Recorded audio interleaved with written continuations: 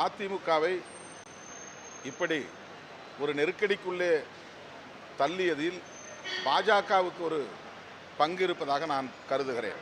செங்கோட்டையன் அவர்களே ஏற்கனவே டெல்லிக்கு சென்று வந்த பிறகு என்னை அழைத்தது அமித்ஷா அவர்கள்தான் என்று கூறியிருக்கிறார். அமித்ஷா அவர்களோடு அல்லது பாஜக தலைவர்களோடு அவ்வளவு நெருக்கமாக இருந்த ஒருவர் அதிமுகவிலே தொடர முடியாத நிலை ஏற்பட்டிருக்கிறது என்றால், அதிமுகவும் பாஜகவும் கூட்டணி கட்சிகளாக இருக்கிற சூழலில் இது எந்த அடிப்படையில் நிகழ்ந்தது என்கிற கேள்வி எழுகிறது.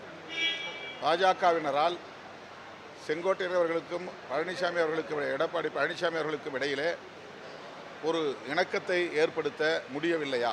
எல்லா பிரச்சனைகளிலும் தலையிடுகிற பாஜக இந்த பிரச்சனையில் ஏன் வெளிப்படையாக தலையிடவில்லை அல்லது அவர்களை சேர்த்து வைக்க முயற்சிக்கவில்லை? அதிமுகவை கட்டுக்கோப்பாக வைத்திருக்க அவர்கள் ஏன் விரும்பவில்லை?